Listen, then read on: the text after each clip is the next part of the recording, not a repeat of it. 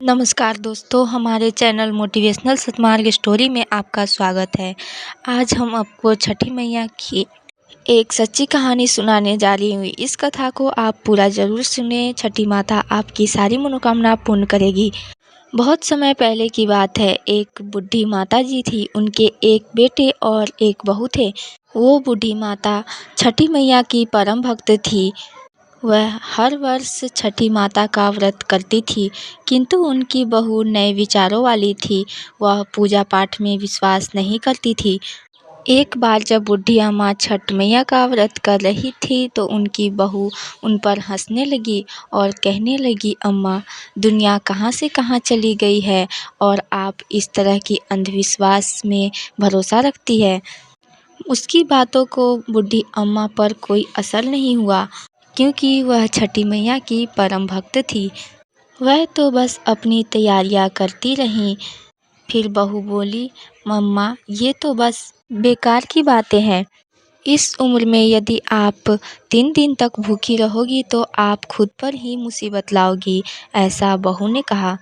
न जाने क्यों लोग भूखे प्यासे खुद को सताते हैं। तब नई बहू की बातें सुनकर बूढ़ी अम्मा मुस्कुराई और बोली, बहू, शादी के बाद मेरी संतान नहीं हो रही थी, तब तब मैंने इन्हीं छठी मैया का व्रत किया और छठी मैया ने मेरी पुकार सुनी।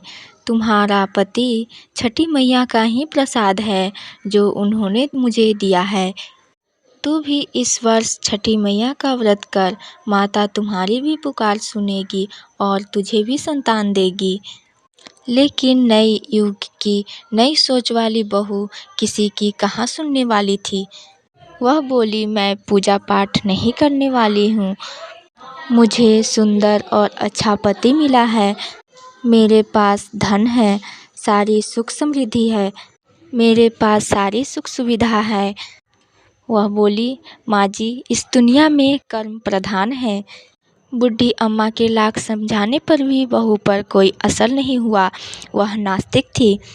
इतने में बूढ़ी अम्मा का बेटा वहाँ आया और बोला, ठीक है, तुम्हें पूजा पाठ नहीं करनी, लेकिन तुम मेरी माँ से बहस मत करो और जाकर तैयार हो जाओ।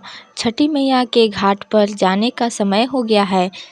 बहू बिना रुचि के उनके साथ घाट पर जाती है, लेकिन पूजा करने के बजाय वह मेला घूमने चली जाती है।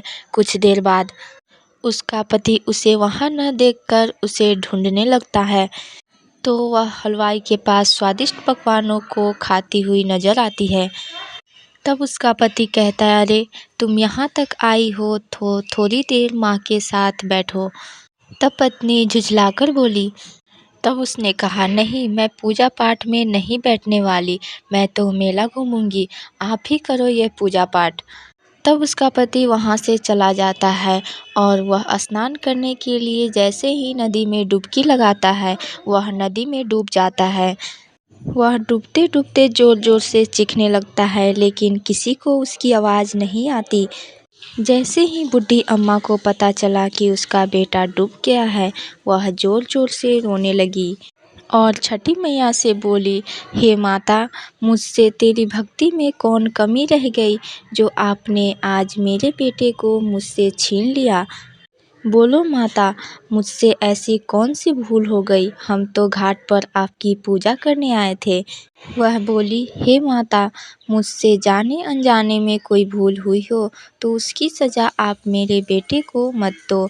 ऐसा कहती हूँ बूढ़ी अम्मा जोर जोर से रोने लगी।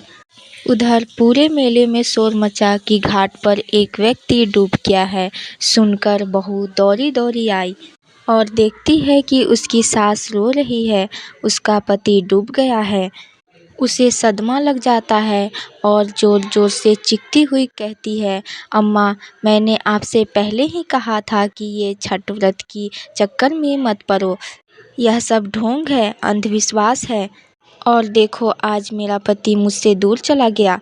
यह घटना देखकर सभी लोग मन में पुकारते हैं, हे छठी मैया, इस बूढ़ी अम्मा की पुकार सुन लो।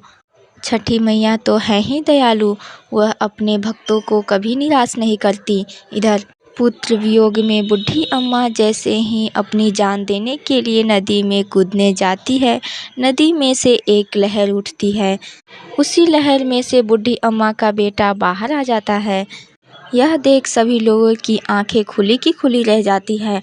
बूढ़ी अम्मा खुशी से रोने लगती है और बहू भी खुशी से जोर जोर से रोने लगती है। इतने में ही तेज गर्जना के साथ छठी मैया प्रकट हुई और वह बोली कि मैं अपने बच्चों को कभी अहित नहीं करती। मैं तुम्हारी आंखों से अज्ञान का पर्दा हटाने के लिए तुम्हारे पति को नदी में डुबाया था। मैं सदैव अपने भक्तों की रक्षा करती हूँ।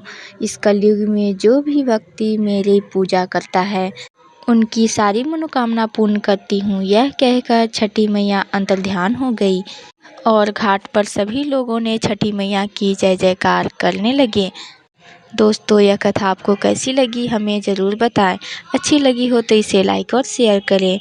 इस तरह की धार्मिक और पौराणिक कथाएं सुनने के लिए हमारे चैनल को सब्सक्राइब करें। आप पूरी कथा सुनने के लिए धन्यवाद।